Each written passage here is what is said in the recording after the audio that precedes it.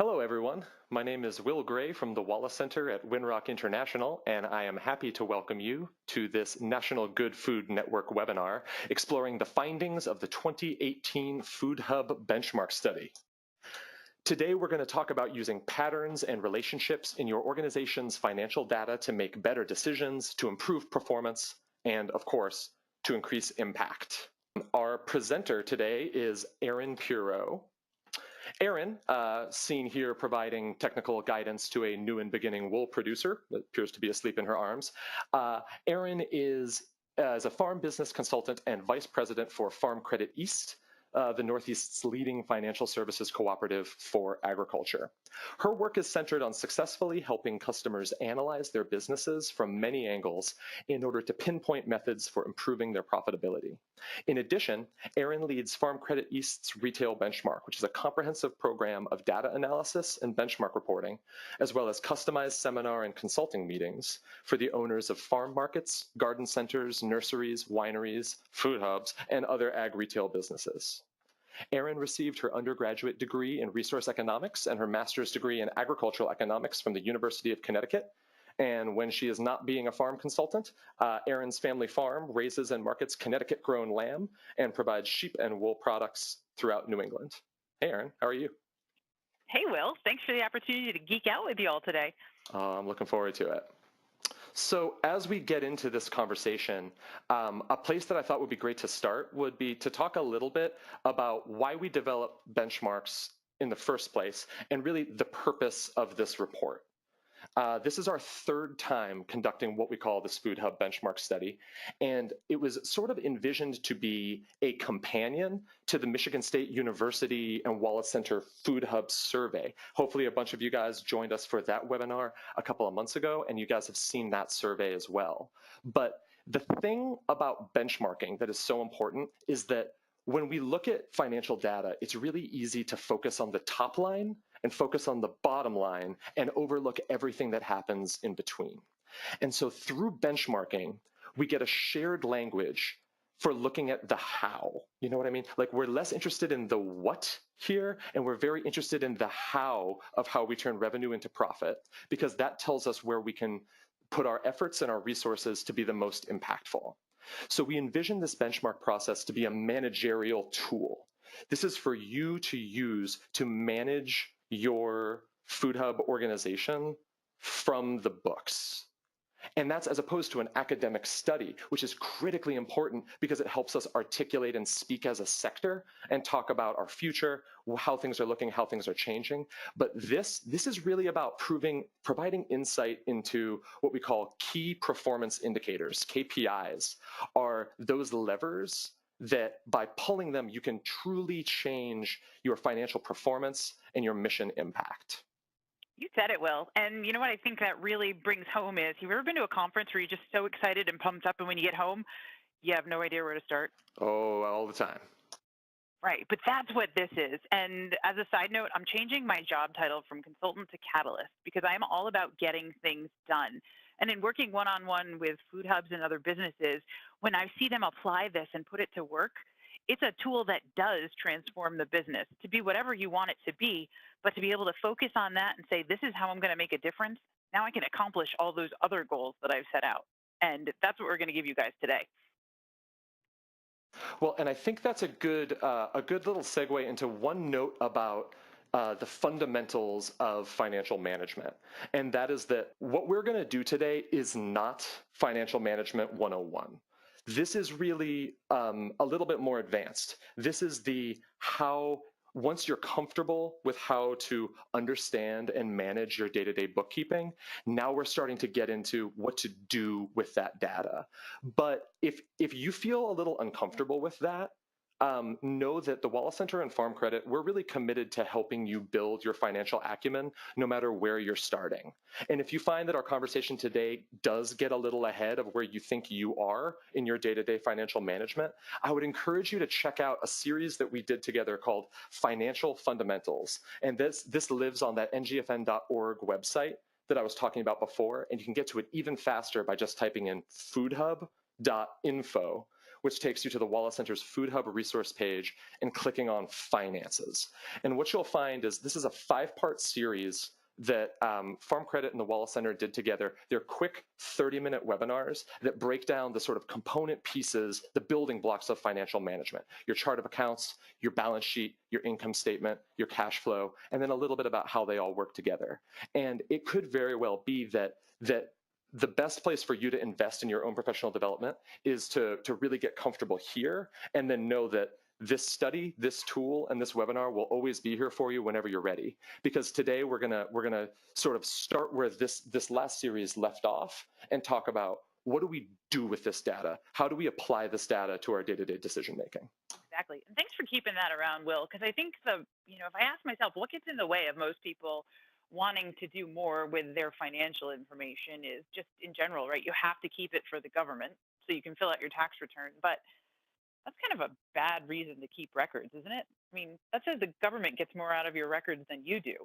And the second part of it is, well, I don't even know where to start because it's a whole other language. And that was a really good place, where we could start at the beginning and make sure that everybody was comfortable with the financial terms that you might not hear everywhere else, or even some other ones that get tossed around but used interchangeably when they don't mean the same thing. And I learned stuff from you guys and Gary when we were doing it too. So it was a lot of fun at the same time. Can you believe that? Fun with numbers?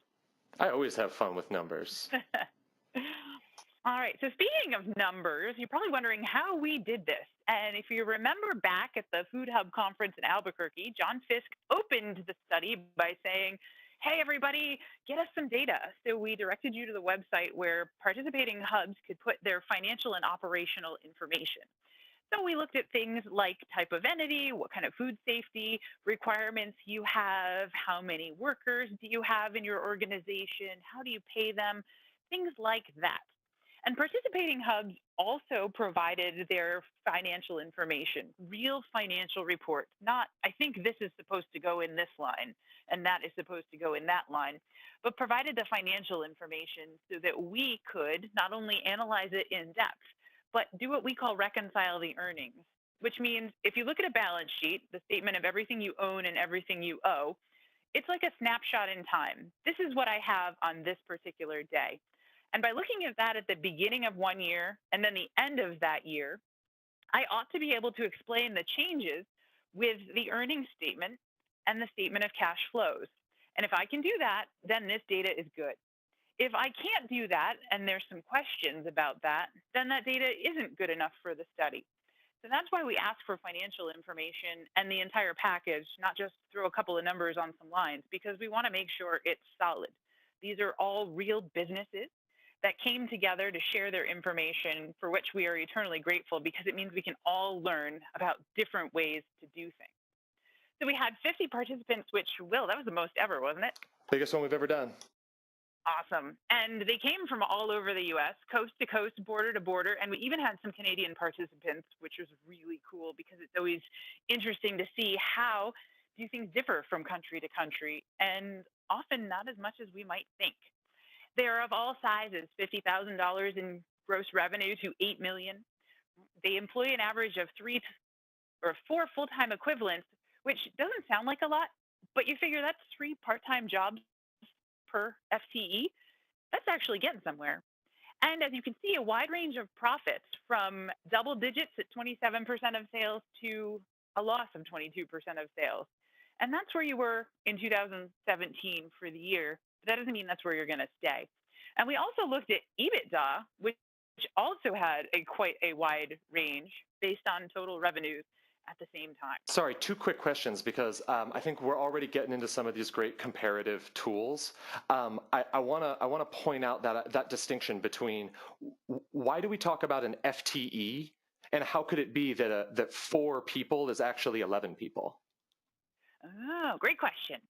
So a full-time equivalent, think about if you were to run your food hub with just full-timers, how many it would take. Right? And that's maybe not usual because you've got many people doing things at the same time or in different places that you just couldn't spread out that much. But how do you compare one business to another when one has seasonal people and one has part-time people and one has part-time seasonal people? Oh, and then there's the owner who's hanging around all the time and so forth. So if we add up all the hours that are worked in a food hub and divide by a standard, which in our case is 1 year, which would be 2,040 hours, 40 hours a week for 51 weeks because everyone needs a break. All those hours average out among these food hubs to be the equivalent of 4.3 people or full time equivalent. But that doesn't mean it was actually four people because nobody had four full time exactly, or 4.3 full time people on their staff. Right? That's the where the people part comes in, as in I had 11 and change people on average that were working part time for me, which is a pretty cool way to get a lot of people some good jobs. And I think that's a great example of what we're trying to do through this study is we're trying to look across a sector where we know that so many food hubs look different, they do different things, they sit in different organizations, but by building a common language around how we talk about our performance, we are in fact able to compare the operations of a small distribution dock that's really housed inside of a career development center with a full-scale wholesale distribution operation with a direct-to-consumer box program. We can translate across these things by setting some common language and then creating this benchmark to look at how we all relate to ourselves over time and to each other over space. You got it, which means you're probably wondering about EBITDA next. You got it. Why not just profit? Well, that's another thing that differs from food hub to food hub, right? Because we all have different structures for our tax situation, right? Profit versus nonprofit, our financing arrangements, and our depreciation schedules based on our tax planning with our accountants. And EBITDA, earnings before interest, taxes, depreciation, and amortization, is a way to measure food hub against food hub or business against business, even ones from different sectors, to see, hey, what kind of earnings does this thing really have aside from its influence of financing arrangements or depreciation? And that can tell us, what do they really have for capacity going forward? Now, Will, you mentioned in one of your recruiting emails that if you've seen one food hub, you've seen one food hub. And you reminded me of my second grade teacher, Mrs. Chase, saying, just remember, you're unique, like everybody else. Which meant, Exactly. so that didn't mean I wasn't a second grader. That didn't mean I wasn't a girl. That didn't mean that I wasn't at Amenia Elementary School student there, right? It meant I certainly had some unique characteristics, but there were also similarities, and I could use those to compare and contrast with my classmates and schoolmates and figure out, hey, if I want to get better at the 100-yard dash, what do I need to do? There's a peer that's doing a fantastic job that I could learn from, right? And along the way, I might have learned some things I don't want to do. And we've all got to be careful of that too. But that's the beauty of bringing a progressive group like this together, as you said, to work on the business, not just in it. Will you tell us a little bit about what those businesses look like structurally? Yeah, we're very curious to see what kind of systems and arrangements have been made, because along the way, I've learned that simple isn't necessarily informal. In fact, more and more, I see business owners wanting to go towards a formalized structure so that they can take advantage of different tax rules or different transfer vehicles.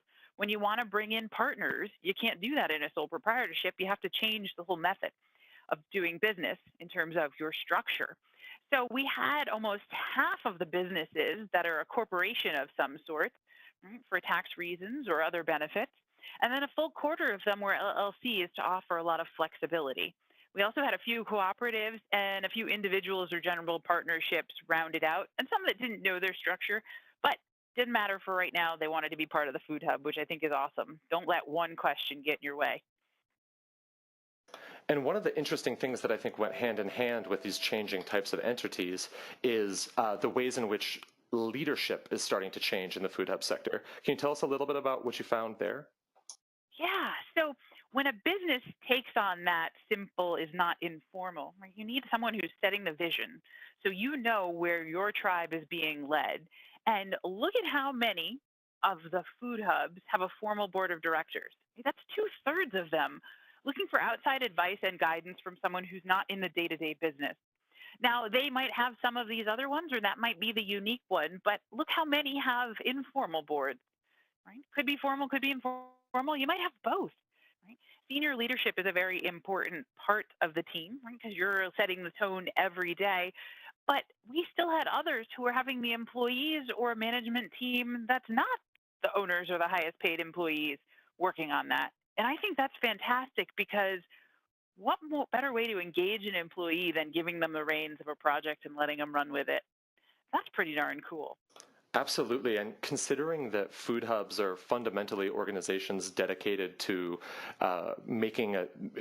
creating a more just and equitable food system, I'm really excited to start to see that as businesses are becoming more sophisticated, there's more capacity to explore some of these less traditional governance styles, whether that be shareholder-led, whether that be an outside management team, the employees themselves, employee ownership through either a formal cooperative structure or some other cool, innovative structures. I think we will see the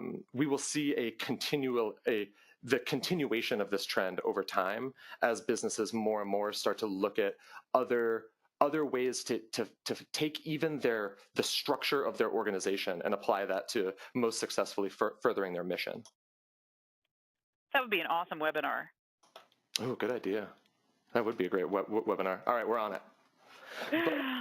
But first, I wanted to talk a little bit about food safety requirements. And now, my favorite thing about this slide is that this slide, like food safety requirements, is fairly confusing. So bear with me here. But what we wanted to look at is what are the relationship between food hubs and their suppliers, and how is that relationship changing with regard to compliance and risk management requirements? And what we saw, very interestingly, is that since the last study, we see a marked increase in requirements around certification across the spectrum, whether that be through USDA, through an outside partner. And also we see a lot more focus on training offerings and training requirements. So we see hubs investing not just in the in requirements that protect the hub, but also in capacity building efforts that help the farmer with their own compliance strategies. And this doesn't really surprise us. We know that the last few years we've seen the increase in regulatory oversight through FDA's Food Safety Modernization Act. We see more and more engagement from the buying community requiring third-party food safety audits, good agricultural practices audits. But what this does tell us that's interesting is that as this goes hand in hand with the changing sales channels makeup. And as people start selling in different directions, these food safety requirements follow.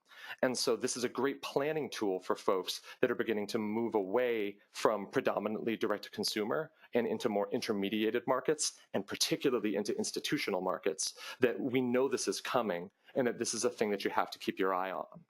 One of the things that struck me is, right, who's taking responsibility for this part? And when I think of a food hub as a business incubator, right, helping people run their businesses better is what you and I like to do. But I think food hubs are also providing that service by saying, hey guys, this is something that you need to make sure you're taking care of as well.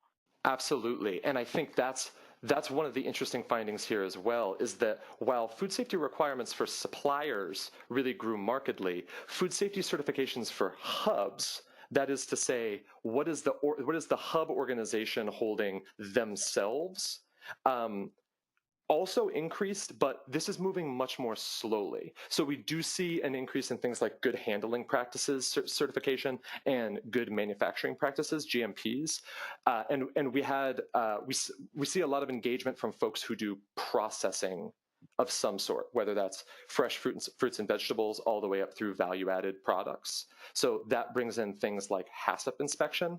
But my two favorite, to me, the two most interesting data points we found here were, first of all, that 40% of folks had none of the above here, and weren't yet in a position where they had to engage with this.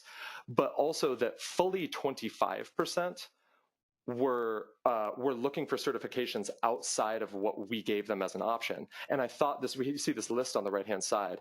I thought this was really interesting to demonstrate the range of forms that food hubbing is taking. We spoke to that already. This is why common language is so important, but because if we have food hubs that are also operating prepared foods and need a catering license. We have food hubs who are regulated by the health department, all the way up through those that are regulated by international and global food safety standards. So we know that there's a big range of compliance, and we know that this is a great example of where the form this is going to take follows function, and function is often really driven by your sales channels. So Erin, do Right. you want to And talk a little bit about sales channels?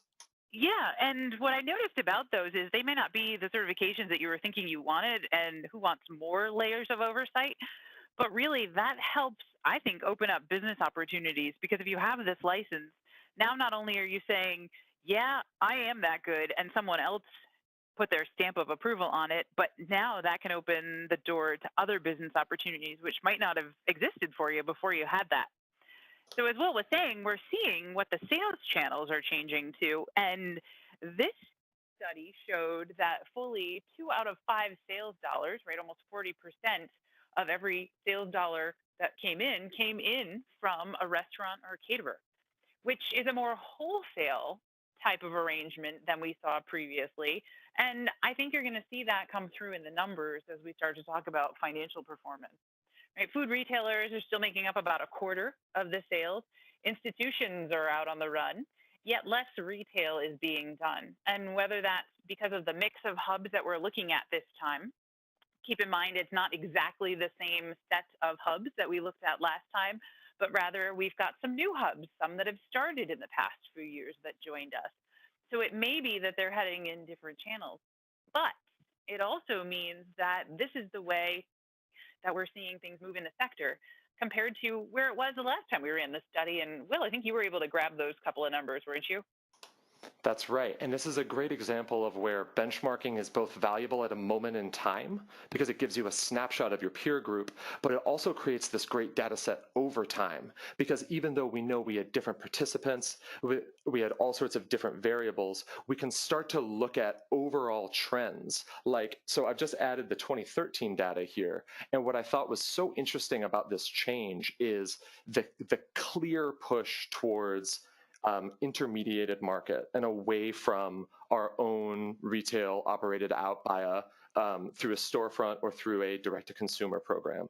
And even more interestingly, the increase in institutional sales from 3%, this is some 2013 data just to give a sense of arc, 3% all the way up to 16%.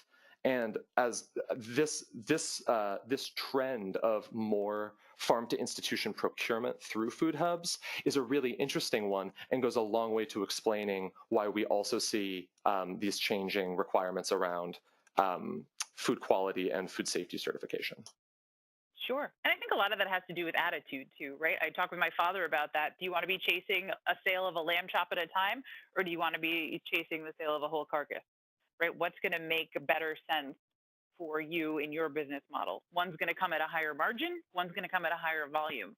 And that mix has to make sense for everybody. But I will applaud those working on improving the sales to institutions because when my father-in-law had his hip replaced, he had a lot to complain about, but unbelievably, the food in the hospital was not one of Yeah, keep up the good work, everybody. them. It's also interesting to see where people's price and volume strategy land because we always have to think of the mix for this. You know, can you be high priced and high volume?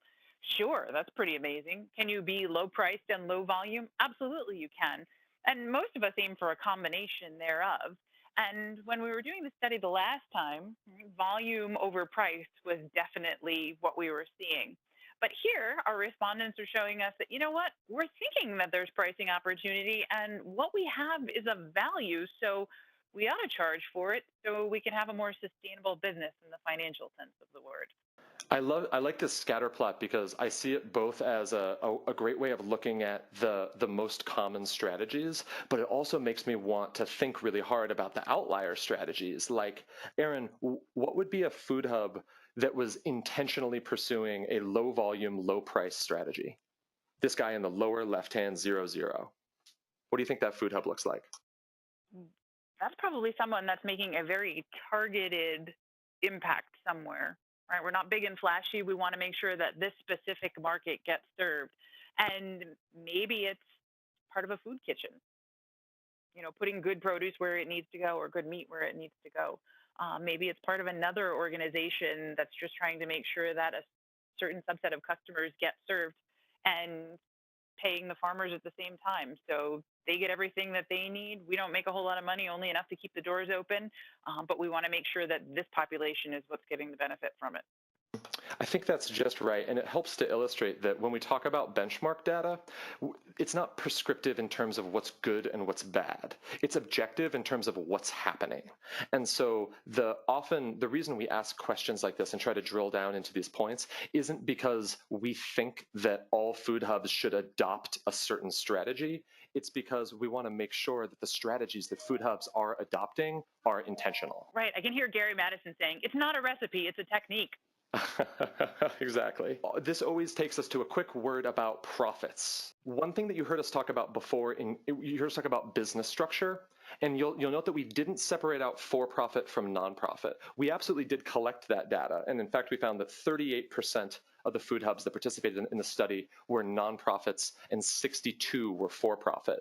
But one of the big points that we always want to hammer on is that nonprofit is a tax status. It's not necessarily a business model. And so when we are talking about the function of food hubbing, we always need to generate profit. It doesn't mean that we need profit to be the key motivator for what we do, but profit, being the money that is left over after we perform all of our functions, is part of how we measure our long-term sustainability and ensure that we have money left over to grow, money left over to pay a living wage and to attract great talent, and money left over to build a culture and forward the other goals of the organization.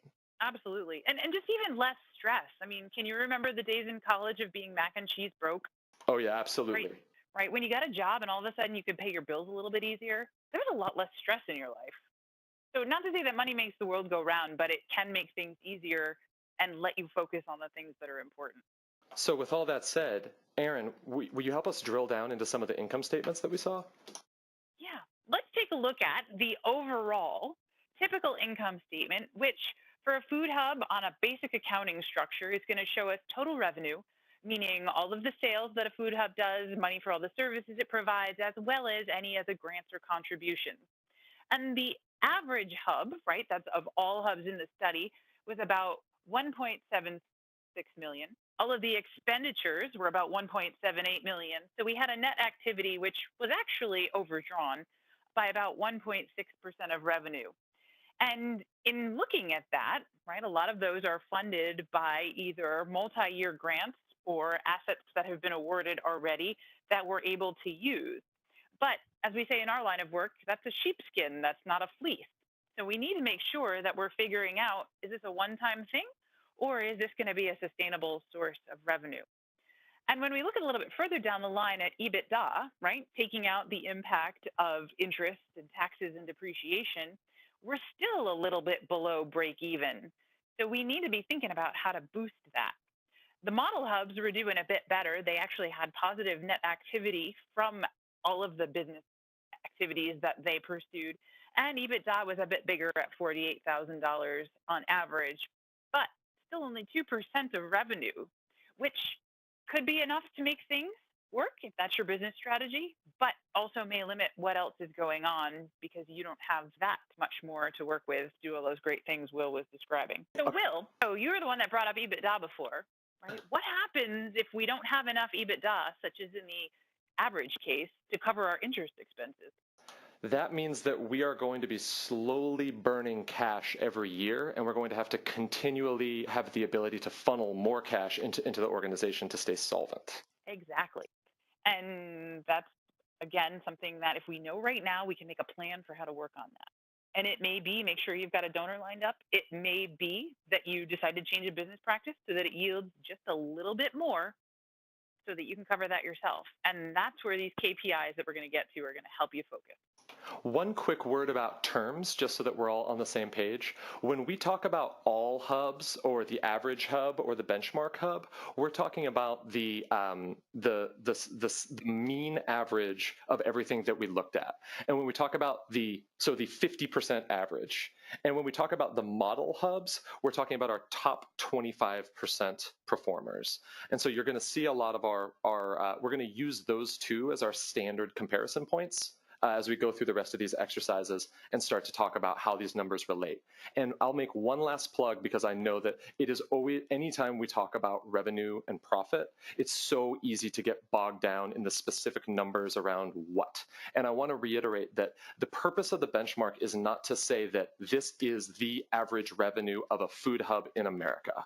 The point of this study is to say, in this scenario, if this is the average revenue, and we feel that it defensively could be because these are real numbers, then what goes into these numbers? How are they related to each other? And how can we make operational decisions to manipulate those outcomes? Exactly. Captain of your own ship. Well, let's talk about the business of food hubs. And this is where we're presenting that 5-line income statement that you've seen Will talk about, me talk about, even Gary Madison back in the day, like he's been retired for so long. He is enjoying farming in New Hampshire, of all things, if you didn't keep up with him on Facebook. But he's applying these same things to his operation. And though we are used to looking at the top line of sales, meaning any of the actual business that we did, we also need to keep an eye on the different kinds of costs. And the variable costs, meaning the products that you then resell and the cost to distribute it, take up 93% of every sales dollar when we're talking about the benchmark hubs. It's 89% when we're looking at the model hubs. That leaves not a whole lot of gross margin to cover overhead, which results in a net loss. Now, keep in mind, this is after depreciation, so that is accrual numbers and not real cash outlay for depreciation. But it can be real in life when things wear out. You need to replace them. So we do need to make sure that it's considered. We also see that the typical hub garners a lot more from grants and contributions, which it uses then to fund programs. So the net effect of having much higher overhead is diluted by the fact that those grants and contributions are coming in. The bottom line, though, is that it's still the wrong side of zero in order to add to the balance sheet rather than take from it. The difference when we look at the model hubs, though, right, they take in grants and contributions, and just by the volume are earmarking them back towards specific programs. So there is some left over at the end of the day. So, Will, if we think that overhead is covered by some of those grants and contributions, what is the single biggest difference between the benchmark average and the model hubs? Looks like it's right there at that gross margin. Yeah. Is that a big difference? Doesn't feel like it as a percentage, but it looks like it in the final performance. Right. And we're going to get to that later on, how you can use this to focus your efforts and get the biggest bang for your buck so that you can follow your mission and make things happen. And the best part about it is I've never heard anyone get a grant that didn't grumble about the restrictions on its use. The best way to be able to use money for anything that you want is to earn it. And that's what we want to help you do. So Now, here's how Will and I wake up in the morning. This is my favorite part. What did you do this morning? KPIs and coffee? Coffee and KPIs. So here's how you can use one of these KPIs to make a solid difference in your business. So this is looking at sales of the entire organization and dividing it by the number of customers that you have. And my hub is a fictitious example, but it's shown here to support the mechanics of the how, as Will was talking about earlier. So if I know that my average customer takes $26,000 worth of products in a year, and the benchmark hub shows an average of $28,000, what's possible in my world? At least another $2,000 per customer. And if I can get each customer to buy $2,000 more of product, whether it's more product or a different priced product, what would that mean to the top line if I had 100 customers? Goes up real fast. It sure does. And is $2,000 a lot of money on top of $26,000? Doesn't feel like it, but again, it adds up. Right. I mean, that's not a huge ask. So think about what that means when every time you stop your truck, you shovel off another crate right? You haven't really added anything, maybe a few seconds of delivery time, but it's not making another stop. It's not adding another route, and it's not adding another driver until you have a lot of those, right? So that can be a very efficient way to boost performance without having to add a lot of overhead. Let's talk about overhead, because this is actually one of my favorite KPIs, is to look at the number of sales you can do in your organization per square foot of space. So if we were to say that the average food hub benchmarks at about about $1,150 per square foot of space, but the models, the top 25%, they're up at 1,800. But me in my hub, I'm down under 1,000. Aaron, what if you looked at that? What would you think you might change about your organization? Well, I think I might look hard at my attitude about expanding. If I was low on my sales per square foot, but I was always something was always in my way, I'd have to think about if I wanted to be efficient with my structure and think about working on my business. It doesn't mean I necessarily need more space. I would probably be better served by focusing my use of that space rather than just adding on, because that's going to come with a bigger rent payment, or I'm going to have to buy the place, and then I'm going to have property taxes, going to need more insurance. So increasing my sales, whether it be through working with each individual customer, raising my prices, adding some additional offerings, I can do more with the capacity of my current food hub with some more efficient arrangements and get more done. And the benchmark number isn't all that different than mine. I think I ought to be able to hit that pretty reasonably. And the model hub's a stretch, but because it's a model hub, what do I know about it? Top 25%, it's possible. Exactly. So it can be done, and maybe that's a moonshot. But you know what? Others have gotten there, so show me the way.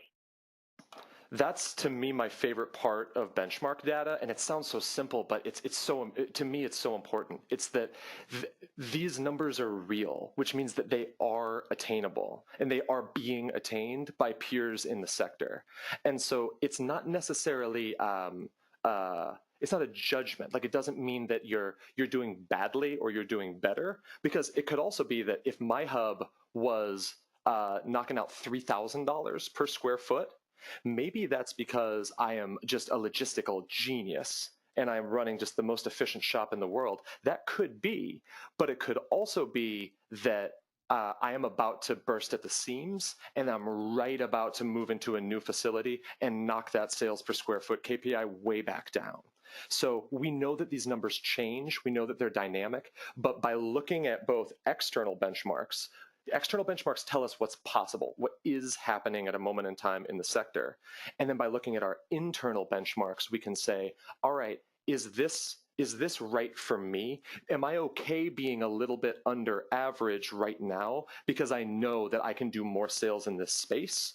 Or am I worried? Do I need to fix something in order to be performing a little better in the coming years, or else I don't think I'm going to be able to get to the profit I need to be sustainable? Right. And if you do move to a new facility, the best part about this is when you're benchmark against yourself, you've got a target to get back to. Mhm. Not just let's see what happens, but hey, if I'm really serious about this, let's get it done. Now, speaking of getting it done, you can't get it done without people. And what we wanted to look at was how many hubs are using volunteer labor. And in the benchmark hubs, 6% of the total hours spent were volunteer labor, and the model hubs actually used a little bit more, 8% volunteer labor. So there's always a question of whether people are tracking volunteer hours because you're not paying them, does it matter?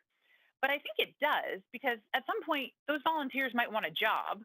And if you know how much work they did, you can do a better job of planning for how to pay them.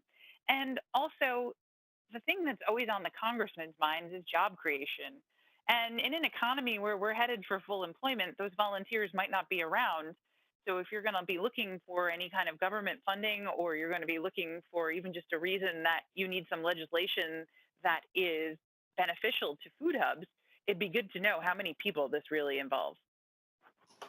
I think there's another way of reading this that's also interesting. That I like the idea that as hubs get better at doing what they're doing, and I'll say as organizations that conduct hub activities, because again, remember, we've got everything in here. We've got a whole range of organizations that also aggregate and distribute locally grown food. I like the idea that as they move into this top 25 percentile, they find it more easy to attract and retain even volunteer labor. Because we know that the magnitude of these organizations is larger. So they also have more employees and more labor dollars, but they're also able to continually attract volunteers because of the impact of their work and because of their ability to manage volunteers effectively and deploy them effectively. So to some extent, this is an example of where the benchmark doesn't tell you what's good or bad. It tells you what's happening. And so if you're an organization that is dependent on volunteer labor, as Aaron said, you need to plan for sustainability and make sure that you're ready for what might happen if that labor pool changes. But also, if you're committed to that volunteer labor model, then know that there is a path here towards getting really good at managing and deploying volunteers. And we have the good luck to tour Eastern States Exposition a couple of weeks ago. That's the largest fair or fair facility in the third largest fair in the United States, but they do a lot of other events too, a lot of them with volunteers. And the key take home from that for me was that volunteer management is people management. So I'm wondering too if these model hubs do a fantastic job of managing people, because you're going to volunteer for the cause if you're really passionate about it, but you have choices about where to do that.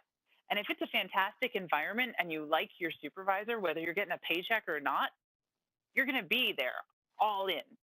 And if you have that kind of management skill set as a hub operator and you can motivate people without a paycheck, imagine what you can do when you can give them a paycheck.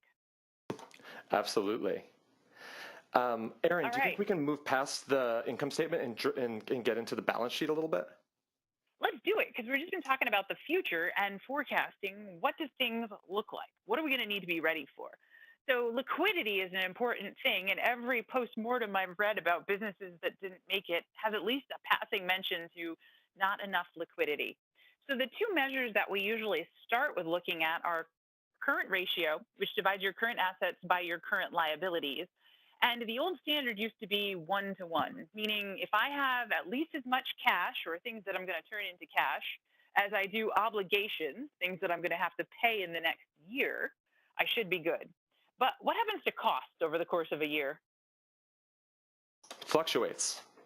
Yeah, and usually not in the direction we want them to.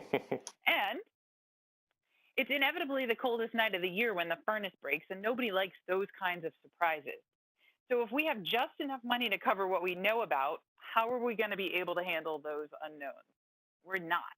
So that's why it was very great to see that our food hubs have a current ratio of 1.8-to-1, or 1.8 times the amount of current assets as they do current obligations, standing here on December 31st. So does that forecast the capability to meet those current obligations? I don't think that tells us everything we need to know, though, because that tells us about the relationship, but not about the magnitude. Exactly, right? So we could be saying that Erin has $5 in her pocket. She owes Will $1 for that coffee with our Kpis, but she might not be able to afford lunch. So let's look at that working capital. Here we're comparing current assets to current liabilities by subtraction. And a good rule of thumb is to have about 25% of your annual expenses in your working capital, right? That amount, so that you can cover the unforeseen. Just like with homeowners, right? They recommend you have an emergency cash situation of 3 months, which is 25% of a year. So it holds true throughout different parts of the world. And here we're seeing, though, that it's closer to 5% of sales. So while you might be unproductive with your cash if you had a lot of it sitting around, it is important to keep an eye on when are you going to need that. Because what's going to happen when you have a very small amount of working capital and you're trying to pay your farmers as quickly as you can for their produce that's coming in hot and heavy at the end of August, and you're waiting for those restaurants and those institutions to pay you so that you can get more cash to pay your bills? Are they notoriously fast payers? They are not. They are not. So you're playing the bank in the meantime, and you need to have enough money or working capital to be able to pay payroll. And that's the time of year when I get phone calls in the middle of the night saying, I don't know how I'm going to do this. So knowing this up front, that this is an area of opportunity to improve the cushion and make sure that you have a less stressful season, you can do something about it. So how much do you need? That's going to depend on what you're working with. If it's seasonal, you're going to need more rather than if you have constant, steady income. Right? So if you're working on salsa and you're only doing that when the tomatoes are coming in, you're going to need a large amount of working capital to buy up every tomato you can get because they're not going to be in season, at least where I am in December. Right? So how often is income received? Do you sell that once a year? Do you sell it seasonally? Or do you sell it every month? How often are you paying your vendors? How stable are the prices, both that you receive and that you pay? Are you willing to stomach surprises, or can you do that very well? Do you have a cushion where you can handle that? Or do you have the ability to get a cushion? Maybe you don't need to have that cash on hand, but you need the ability to get cash through a line of credit. And we already talked about a good guideline.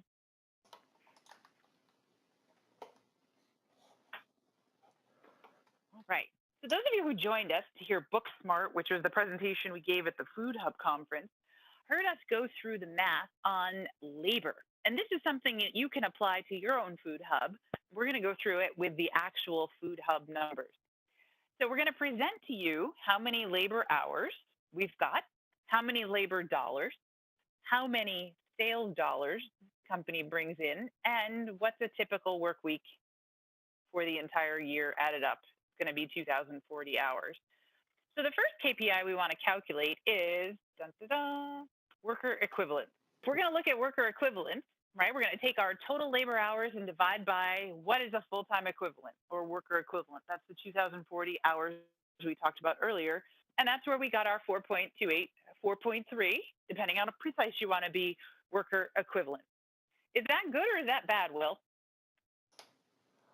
It's not really either. It just is what it is objectively as an average, and then we get to decide how we feel about that number based on where we are, where we want to be, and where we've been in the past. Exactly. And that's the foundation for us to figure out, are some of these other ones good or not? Are we being efficient? Well, we need to know what the measure of productivity is per something, and that's going to be per full-time equivalent. So now we're going to look at the labor cost. Do you want to lead us through the math? Sure. So now again, we're working on, now that we've got some common ground to start with, now we get to play a little more with how these numbers relate to each other. So we know how much money that we spent on labor, are almost 166,000 for the year, and now we know how many worker equivalents we've got, about 4.3, which means that each full-time equivalent worker that we have costs us about $39,000 a year for all that they do. What do you think, Aaron? Does that sound high or low? Well, considering that's not what my take-home pay would be, that would be hard to live within an hour and a half of New York City comfortably if I had a family. But I think it's more than we saw last time.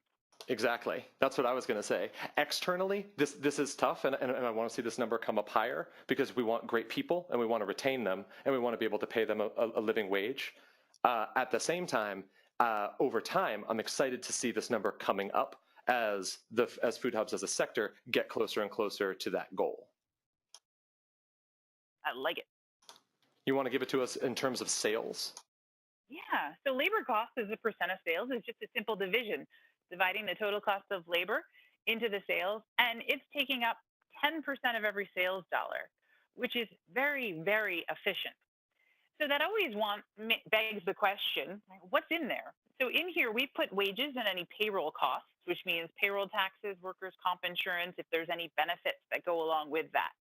Now, one thing food hubs do more than other types of businesses is they hire out or subcontract some of those professional activities above and beyond, the legal or the accounting. So it may be that the bookkeeper is a contractor. It may be that the consultant is a contractor that's really a manager. So this seems low to me compared to other businesses. However, it's very real for the type of businesses that we're working with here today.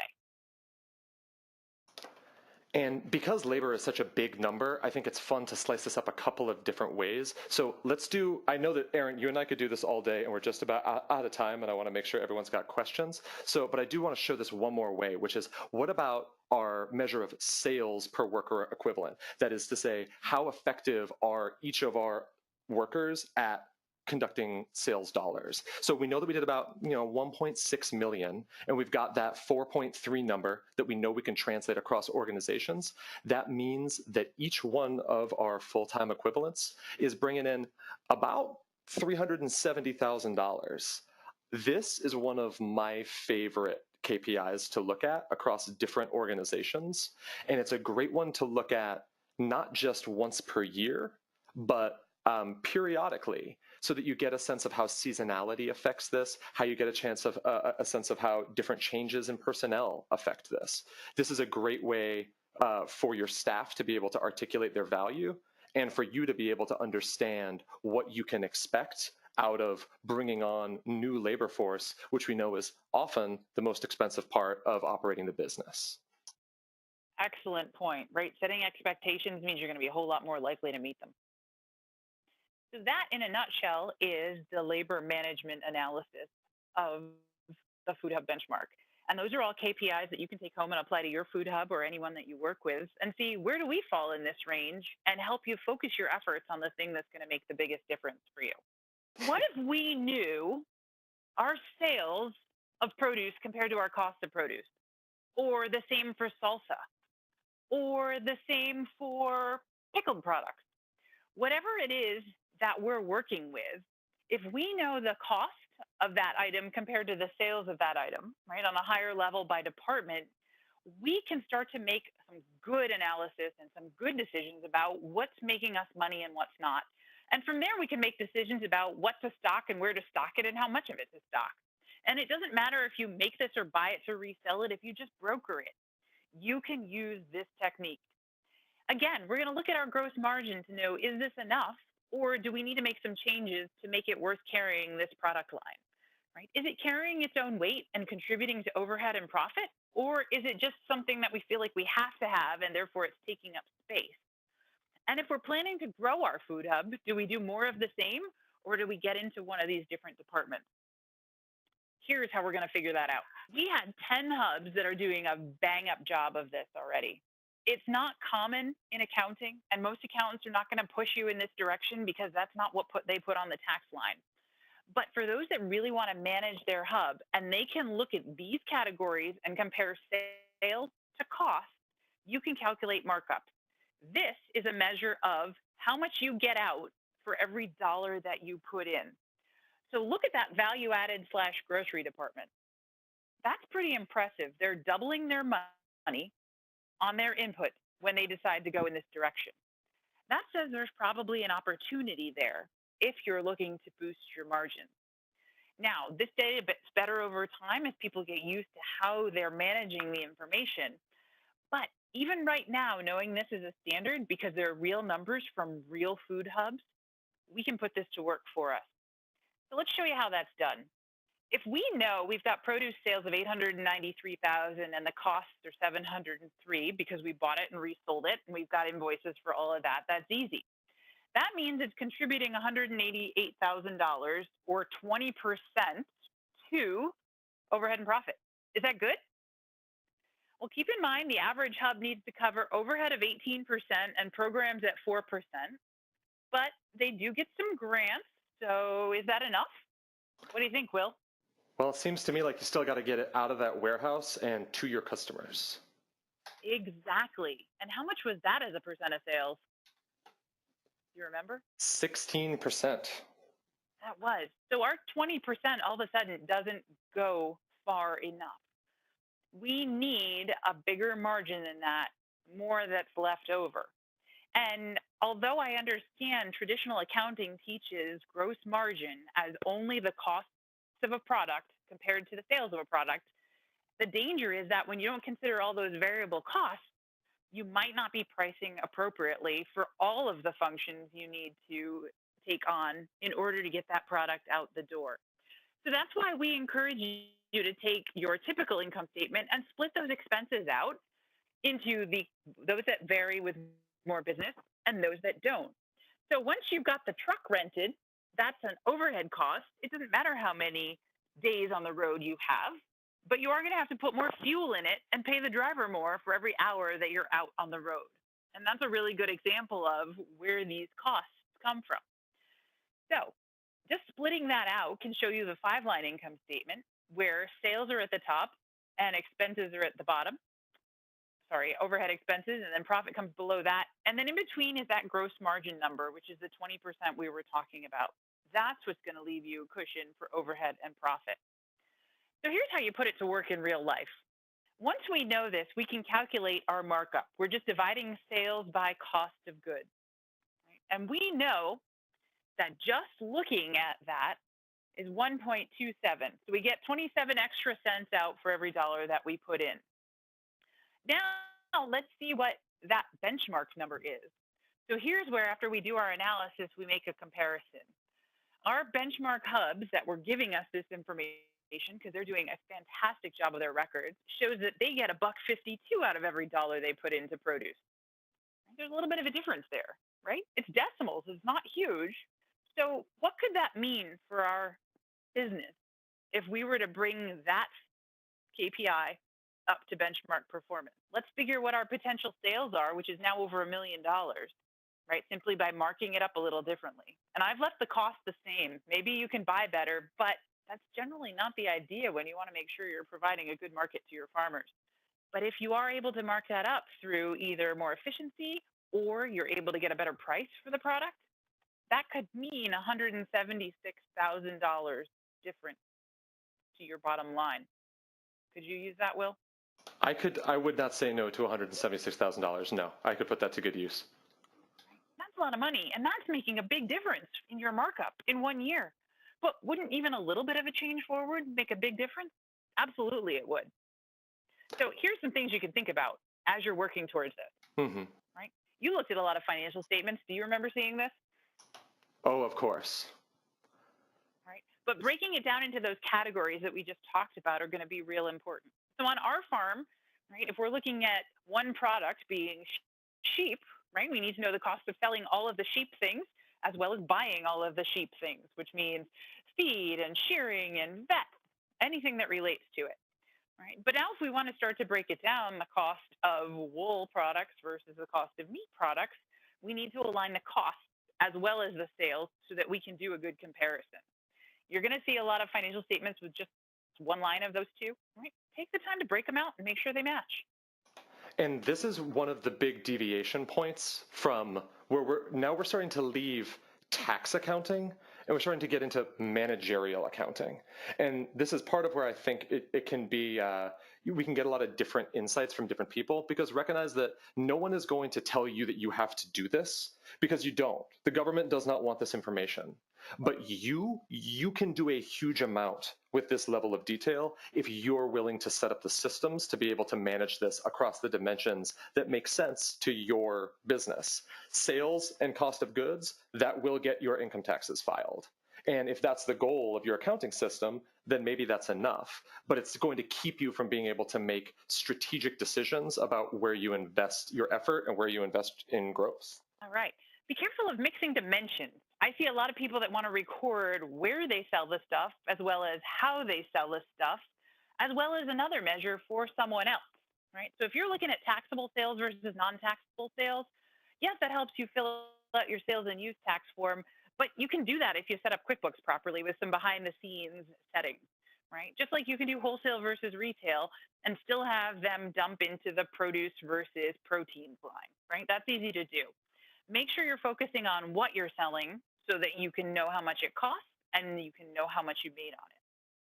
And if you have any discounts or returns, credits, or reimbursements, make sure they go back against whatever it was that got returned, reimbursed, or credited.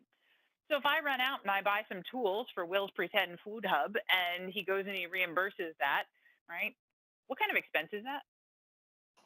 It's a reduction in my true cost. Well, if you're reimbursing me, you're paying me for that. But if it was the other way around, then yeah, absolutely, right? You bought some tools for me. I give you money. It's not income. It's just less tools. Right. Exactly.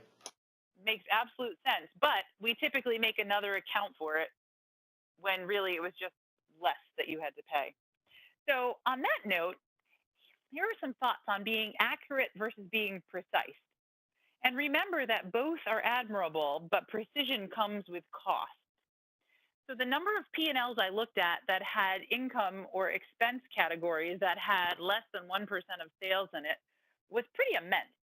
And if you're trying to get to a management tool that people are going to look at, if you figure you can fit 50 lines on a page and you want to keep it to 2 pages, Anything that's more than 1% of sales, right, probably deserves its own category as a starting point. But if you have a $20 this fee or a $50 license fee, or you have a mascot cat who needs some cat food, and that ends up being $96 a year, those things probably don't need their own categories. Does that make sense? Do you have a mascot cat, Aaron? I know some businesses that do, I would like the think you would have office a cat. mascot lamb. Oh, I have a mascot lamb. But if you had a mascot cat that your dogs would chase away, so think about streamlining your P&L, right? By do we really need this category or can that go with something else? So I like to put dues and licenses and permits and fees all together because none of them really amount to a hill of beans by themselves in a lot of cases. But together, okay, maybe that's a percent of sales. But 20 bucks at a time doesn't usually warrant its own line on the P&L, right? Think about who the records are truly for and what would it be game changing for if you knew this information. If I knew that that was the markup I needed to get on produce or that I could get on produce, holy smokes. If I start tracking my stuff that way, now I know how I'm doing. And then what's really going to make a big difference here? After the last study, we heard a lot of thoughts on occupancy, and we need to know occupancy expenses so that we can make sure that we're not spending too much on that.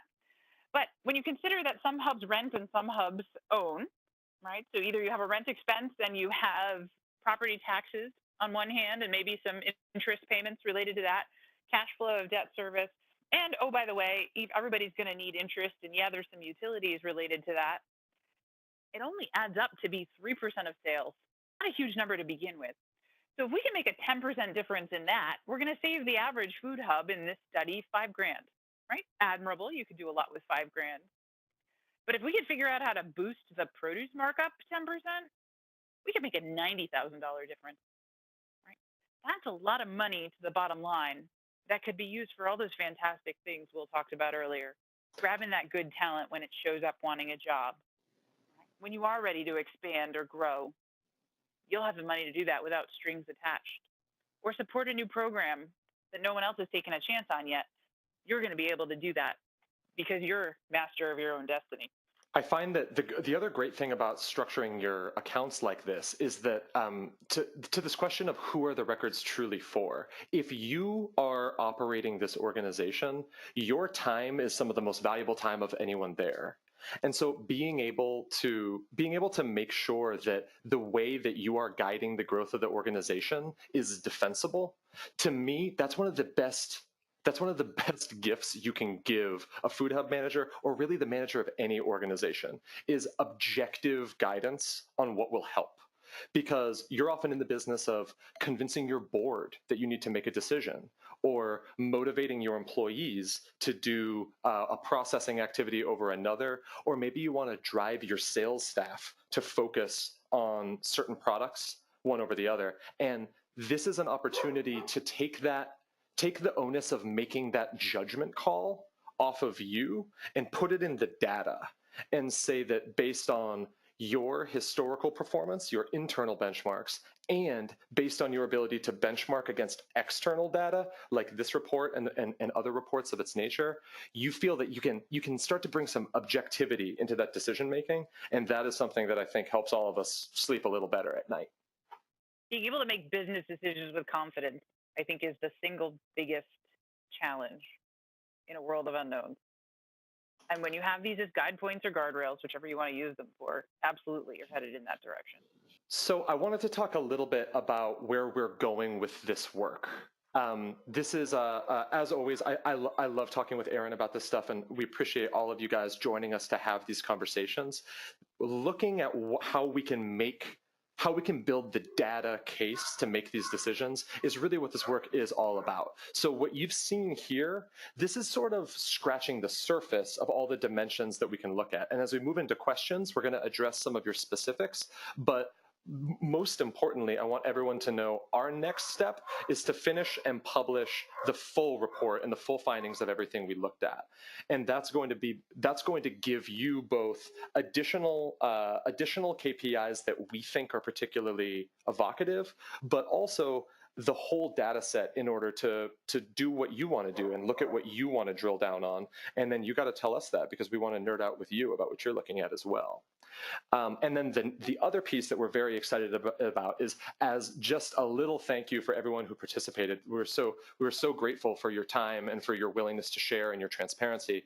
We're also going to put together individualized KPI reports for all the hub participants. So if you're on this call and you are one of the folks whose data helped to inform this work, thank you again, and we look forward to connecting with you on some sort of personalized featured work. So let us leave you with this one question. We tried to give you a lot of tools today, and I realized it was coming at you pretty quickly, but as Will said, it's all recorded, so you can come back and look at it. And you will have the report to refer to as well. But think about one thing that you're going to do now to make your financial future more sustainable. If you take that one thing and you focus on it and you run with it and you make it happen, you're going to be farther ahead than everybody who didn't listen to any of these webinars that Wallace is so good at producing, or to somebody that listened and wrote down a lot of things and went home and did none of them. That's what's going to make the difference. The future belongs to the people who get things done. Thank you, Erin, and what a great segue to bring us into some Q&A. We've got a bunch of great questions. I'm going to jump around a little bit in the presentation because some of these are based on the data themselves. But if folks have other questions, please do keep sending them in. We'll get through as many as we can, and then if we need to take it offline, we're happy to follow up with everybody. But one that I wanted to start with, because I think it is a great point, comes from Kathy Davies, and she was asking about the ways to measure cost of work. And her question specifically was, does that include benefits as well as salary? Because that does seem like a fairly low number. Absolutely, it does. And I think a lot of businesses, right, aren't at the point yet where they can offer benefits, right? Especially if you're smaller, that might not be something that you are offering yet, even though you want to. So I think that's a very big part of that. And then two, also seeing, the way the tax reform goes, and not that this is a political statement in any way, but if you're eligible for health insurance on an exchange, a lot of employers have pushed people in that direction too, because it makes things more affordable, right? That was the name of the act. So where reported, this did include benefits as well as salaries and, of course, payroll taxes and workers' comp. Another calculation question. When we're talking about the model hub, and really when we're using shared language for these hub models in general, when we talk about are we just talking about the food hub businesses, the sort of operating profit, or does that also include grants and donations? And is there a way to sort those things out in order to sort of solve for the question of is this organization just better at writing grants than another? Great question. And we'll get into all that detail in the report, realizing that Will and I have taken up a lot of time already just with the little bit that we were able to share today. But yes, when we're ranking them for the top hubs, the model hubs, it was based on the business of food hubs. But I also did look at the impact of grant writing. And interestingly enough, there was a fair amount of similarity. So we will definitely make sure to address that in the written report. There was a question that I think is a really interesting one that has to do with how the food hub sector benchmarks interact with traditional sort of produce and mixed product food distributors. And is that a consideration as we look at performance, and do we know how those numbers compare? Oh, that's a great one to reference. I know just from my own family experience looking at meat and the protein end of things, we mark up from wholesale to retail between 1.4 and 1.5. And I believe the protein one was somewhere in the 1.25 range, which, when you're just selling wholesale, as Will pointed out, more and more, if we're going to, it's close, but it's not quite there, making room for the reseller to make some margin as well. To see the value added in the grocery stuff doubling the money, that's what I see in the retail sector, which is pretty impressive. And let's see, bakery was right about where I'd expect it. The produce at about 1.5 is below where I see our retailers getting double their money. So I think it's in the ballpark, but I don't have any specific numbers off the top of my head for produce re-wholesalers that don't have a mission-driven organization. But that'd be a great thing to look at.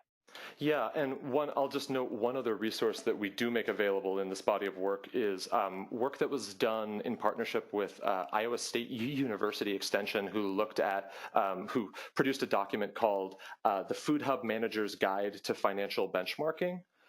And that document, in addition to providing sort of a depth of detail on KPIs and how they can be used, it did draw and sort of incorporate by reference and as appendices a few other traditional broadline distribution benchmarks that were available on the market. So that is also a free resource. You'll also find that at foodhub.info. And that is another one that can, if you're interested in how some of this stuff gets measured or gets compared, in the sort of broadline sector, that is also available free of charge. I absolutely have to say a big heartfelt thank you to Aaron Puro for working us through this awesome tool and for all the work that went into developing it. As this food hub sector and the local food sector at large, I think as we continue to grow and expand and become more sophisticated, I feel like this need to challenge ourselves to continually improve our financial acumen is a really big part of moving our shared work forward. So thank you so much, Aaron, and thank you to all the food hubs whose participation made this work possible in the first place. Yes, thank you, Will, and thank you for our participating hubs. We couldn't have done this without you, that's for sure. If there's anyone on this on the webinar who hasn't engaged with our communities of practice around some of this specific work, these are other great opportunities to connect you with other practitioners directly working through food systems challenges. We were really excited to recently launch our new value-added processing network. That's a particular focus that grew out of Food Hub conversations around some particular guidance for that super important sector. And then, of course, both our Food Hub community of practice and our new food systems leadership network. And these are all URLs that you can connect directly. And you will get, if you want more information about any of these, you'll have the option to check that box on the post-webinar survey, and we will get in touch and make sure that you know whatever you need to know to get involved. And last but not least, you can always just email us here, contact@ngfn.org. Again, we're here to help, and we look forward to hearing from you. Thank you one last time to everyone who participated. Thank you to Aaron, and thank all of you who's here on the call today for your time today. This ends the webinar.